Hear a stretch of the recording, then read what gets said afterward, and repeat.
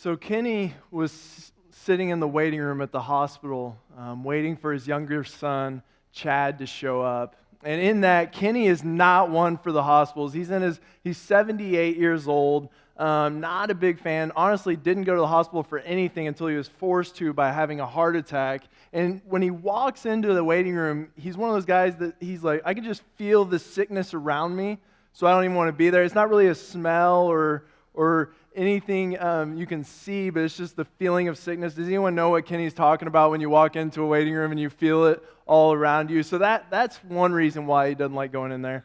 But the other reason that Kenny does not like being in the waiting room is just the white and just the claustrophobia of what's just closing him in. He is not a fan of being inside of buildings like that, and just even though it's white, he's like, there's sickness, so it's not, it's running through his head. He would rather be in the clean atmosphere of the outside, outdoors, right?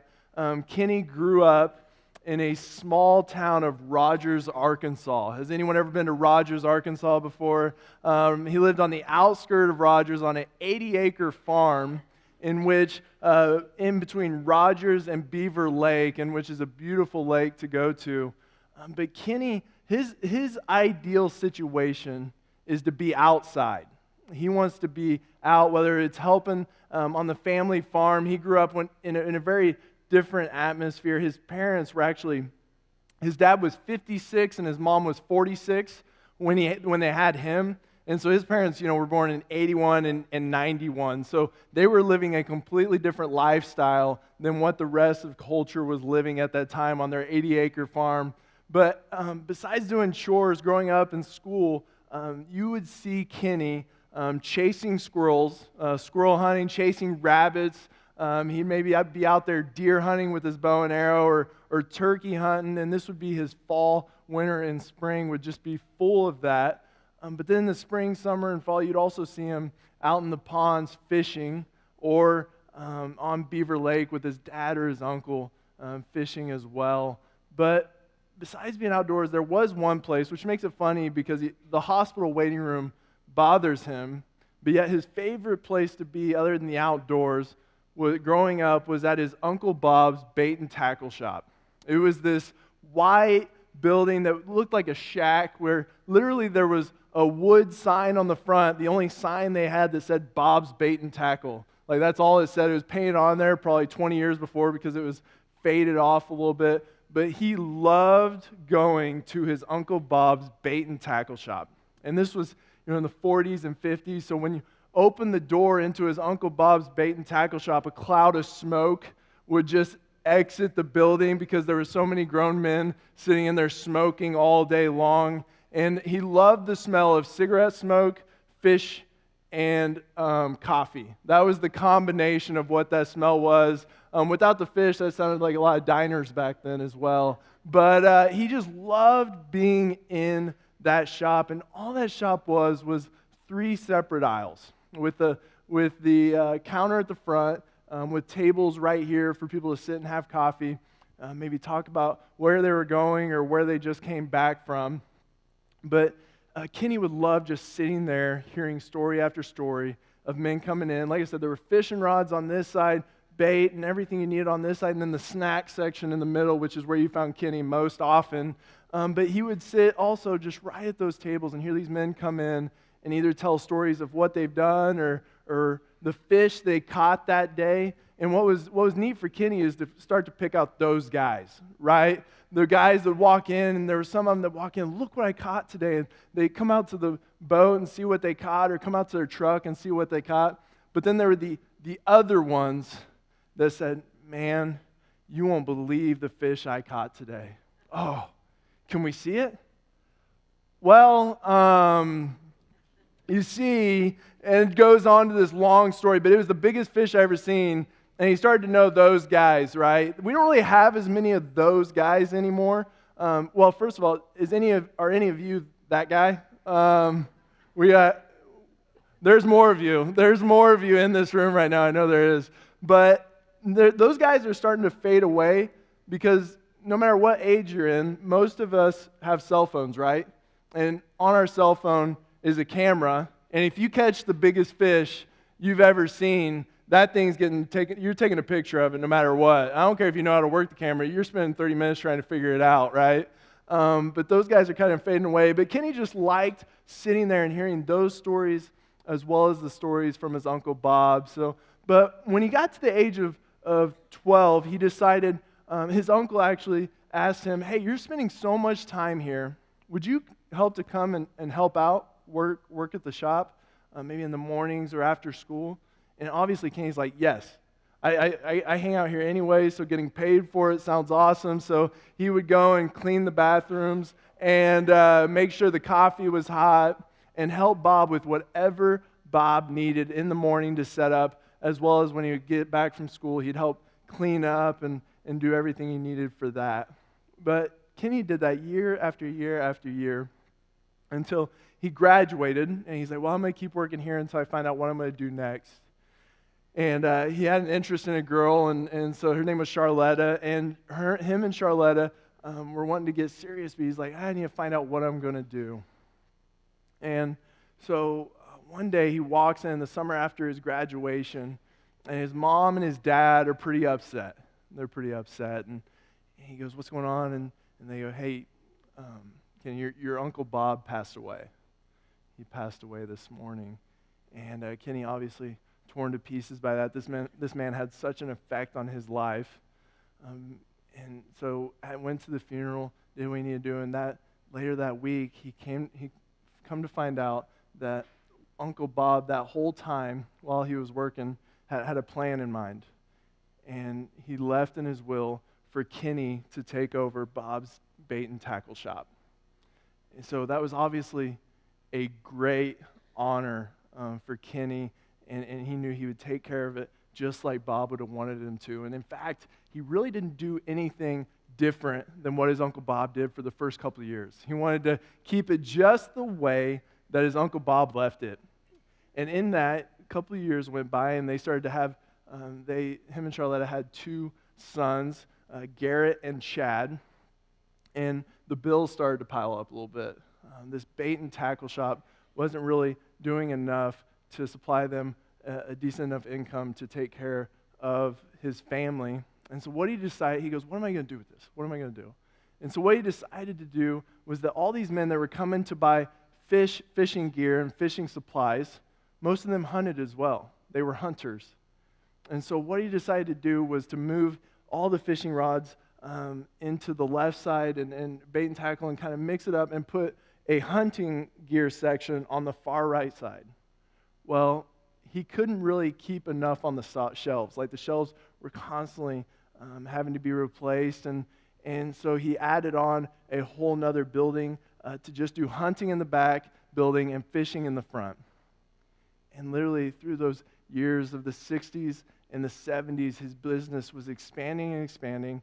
And towards the late 70s, it was to the point where he had to he had to buy a warehouse and buy this huge warehouse to be able to fill up his shop.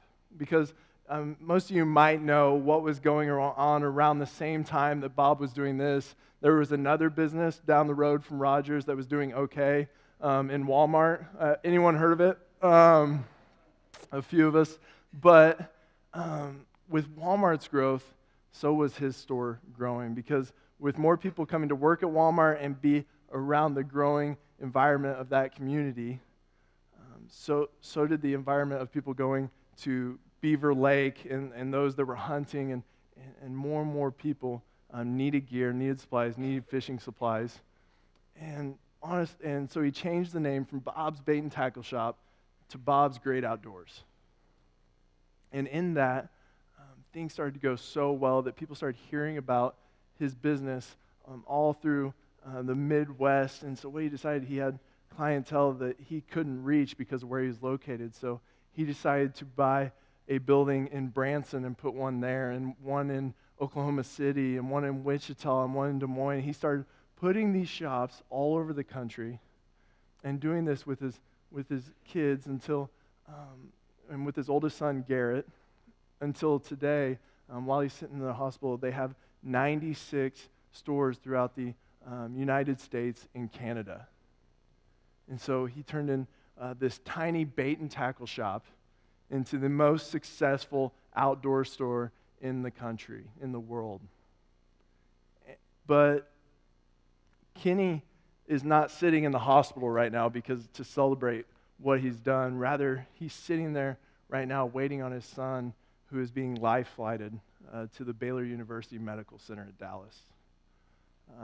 He is, while he's waiting there, he doesn't really have much information. He got a phone call that said, "Hey, your son Chad is badly hurt, injured, and we are flying him, life-flying him to Dallas. Can you get here at all possible?" And so he immediately left his office, flew down to Dallas to check on his son. They, while he's waiting there, while he's sitting there, kind of confused on what's going on, trying to be in his happy place of the outdoors, the doctor comes up to him and goes, "Kenny Smith?" And he goes, "Yes." He goes, "Well, I got a little bit of news for you. Your son will actually be here in 20 minutes. And Kenny goes, what's going on? I really have no clue besides you guys told me to get here, that he's injured badly, but what happened?"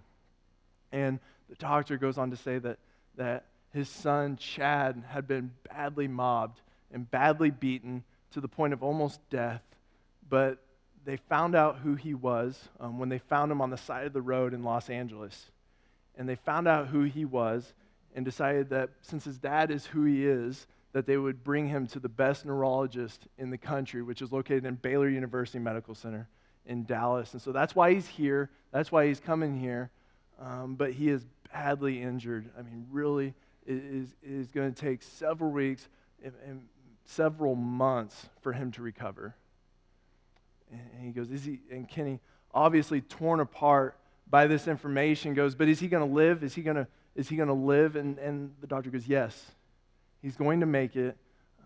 But like I said, the recovery is going to be long and hard. He's going to have to relearn how to talk, relearn how to walk. It's going to be a long process of recovery. And Kenny, in that mixture of emotions of celebrating that, yes, his son is going to live, but torn to pieces by the fact that his son right now is being life-flighted, and the condition he's in is breaking his heart, knowing what his son is going through right now. The doctor goes, "If we have any more information, I will let you know. I will let you know when he arrives here. I will send someone your way. But for now, I mean, we don't have any more information." And Kenny goes, "Okay, thank you so much, but let me know if there's anything I can do." Well, Kenny steps away from that conversation and kind of, like I said, processing what's going on. And all of a sudden he forgets that he didn't call his oldest son, Garrett, to let him know where he was going. And he looked at his phone and saw that Garrett had called him 5 times. And so he decided, I'll call Garrett back real quick. So he calls Garrett back, and Garrett immediately, anxiously goes, "Dad, where are you at? Where are you at? I heard you left. I need you here. Where'd you go?" And Kenny goes, "Garrett, I want to let you know that your brother Chad, got injured badly. He got mobbed and is being life-flighted to the hospital in Dallas right now, and that's where I'm waiting for him." And Garrett goes, "Is he going to survive? Is he going to live?" And Kenny goes, "Yes, they say he's going to make it, but they say it's going to be a long road of recovery and rehabilitation, but that he is going to make it." And Garrett goes, "Then I need you here. I need you here now." He goes, we have our meeting that we've been working on for 8 months to present to the board of directors to move our businesses to Europe. And you know I've been working so hard on this, but I need you here to do this presentation. And Kenny goes, son, I can't be here. I need to be here for your brother Chad. And Garrett, furious, goes, but he abandoned us. He left us. He doesn't care about us. I need you. I never left you. I never abandoned you. I need you right now. Kenny obviously deeply saddened because he wants to be there for both Chad and Garrett, but he knows he has to wait here for Chad, and he goes, son, whatever I have is yours.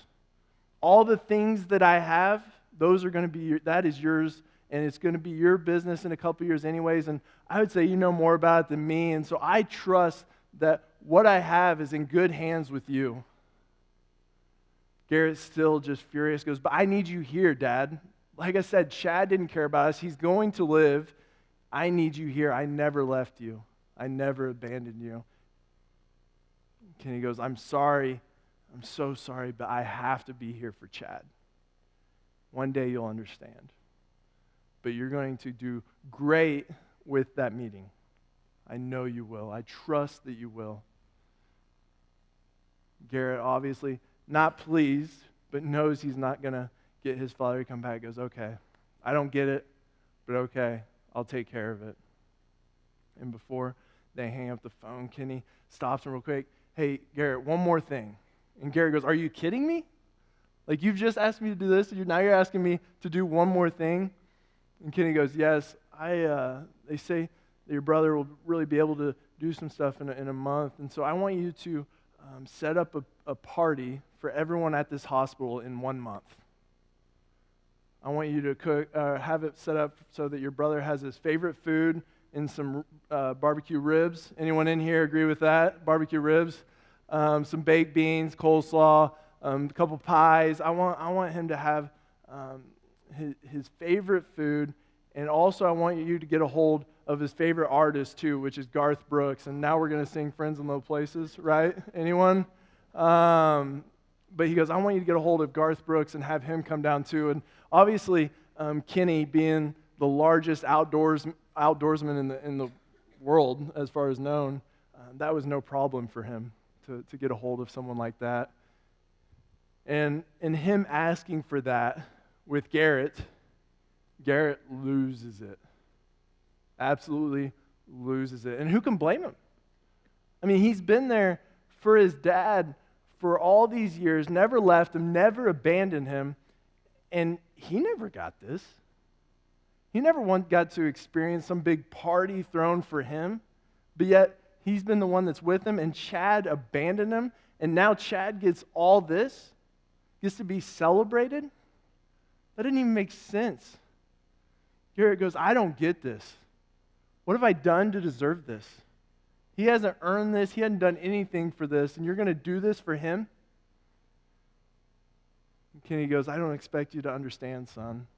One day you will when your kids get older, but I don't expect you to understand. He goes, will you please do this for me? Garrett, knowing he's not going to win this argument or this conversation, just wanting to get it over with because of his anger towards it, he just says, yeah, I'll take care of it. I'll take care of it. Kenny hangs up the phone. And it's a hard place for Kenny to be right now. The one that has his son that's always been there with him, always been there for him, has helped him build up this business, has lived right down the road, he's got to help raise Garrett's two kids. He knows that Garrett's upset with him because Garrett never got something like this. But on the same end, his son Chad, who left him, who abandoned him, he gets to see. And he wants him to be uplifted from the situation he's in right now. While he's sitting there thinking about these thoughts of just what's going on, a detective walks up to him. His name was Detective Jones, and he goes, hey, Kenny, do you have a second? Do you care if I ask you some questions? And Kenny goes, I have until my son gets here. They said that was about 20 minutes, and so I have about 15 minutes. What's going on? The detective goes, well, I wanted to ask you about your son, Chad, and what you know about your son, Chad, or that could help inform us. And he goes, Kenny, confused, I don't know what you're talking about. I haven't heard from my son, Chad, in 15 years.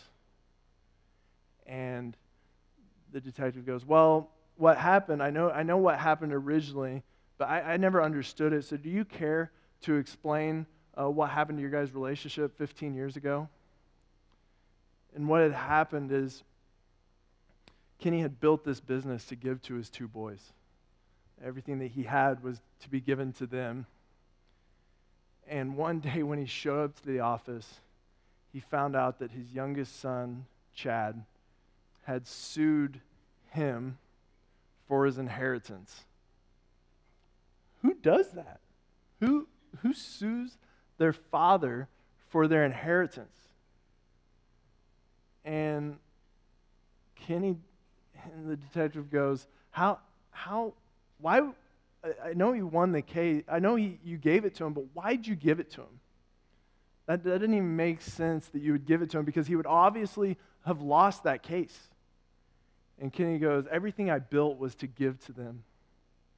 So no matter how much it hurt me, no matter how much it impacted me, I wanted to give him what I built for him, no matter what he decided to do with it. Yeah, that crushed me. Yeah, that angered me, how he approached that. It offended me. It was as if he wanted me dead. But I still gave him what was his, even though that wouldn't have won or even been a case. And so after that, we hired a private investigator because we tried to get a hold of Chad for months, and months turned into years, and we hadn't heard anything from Chad. And so we hired a private investigator to find out where he was, what he was doing. And so he sent, this private investigator came back, and it had been 3 years since they'd given Chad that money. And the private investigator came back and goes, Chad is living in Los Angeles. He's pursuing a life of music and acting. He has a mansion twice the size of yours. And he's hanging out with celebrities and all the models and all these different things, all these different people. And it seems like he's doing good in the world of what he wanted. And so Kenny goes, okay, it wasn't what I wanted for him, but he gets to make his own choice. And so it goes on. So that's the last I heard of what Chad was doing. Other than that, I don't know anything. And the detective, obviously, knowing what he knows, goes, well, I do have some news. He goes, about 10 years ago, which would have been a couple of years after that, Kenny was behind on payments and all these different things, to the point that mansion you're talking about was completely foreclosed. And we had to send people in to get him out. And when we went in, the grass was overgrown. You could tell it hadn't been landscaped, or nothing had been done on the outside for many months, maybe even over a year.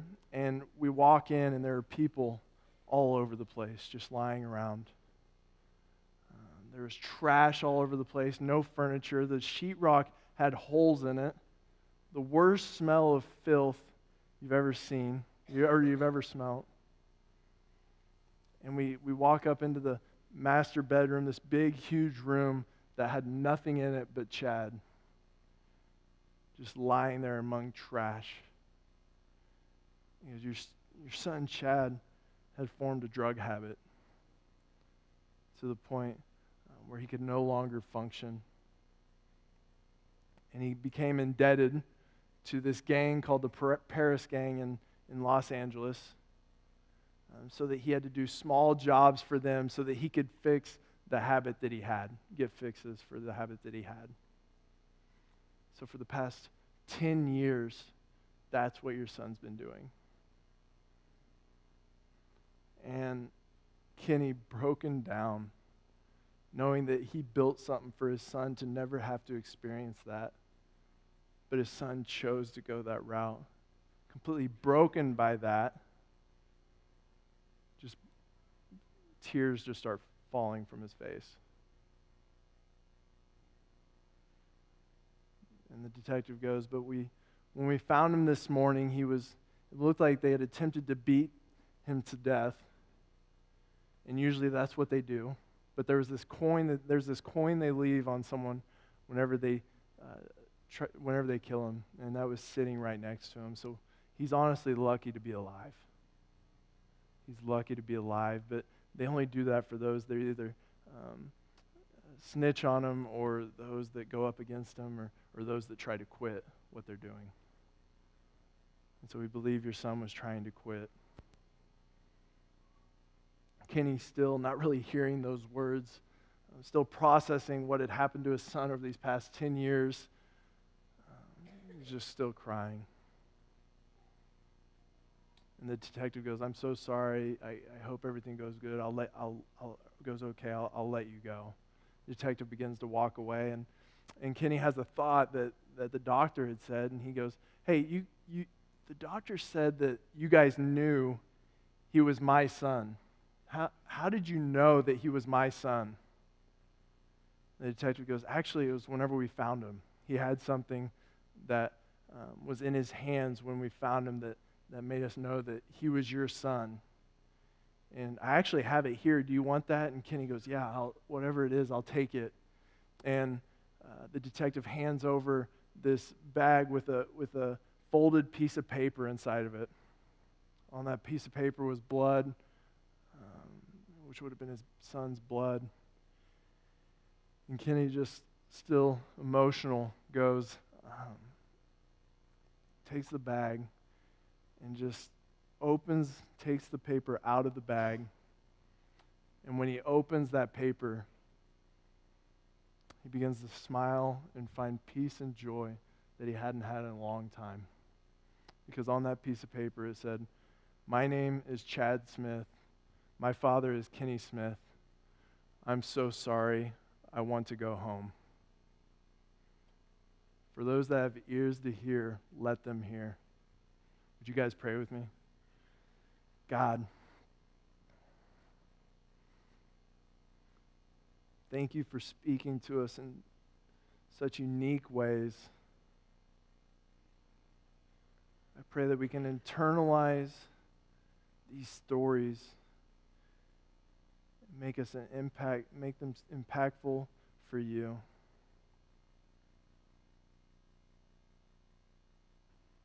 Let us rest in them. Let us think on them. Let us open our Bible and dive deeper into them. It is in your beautiful name that we pray. Amen.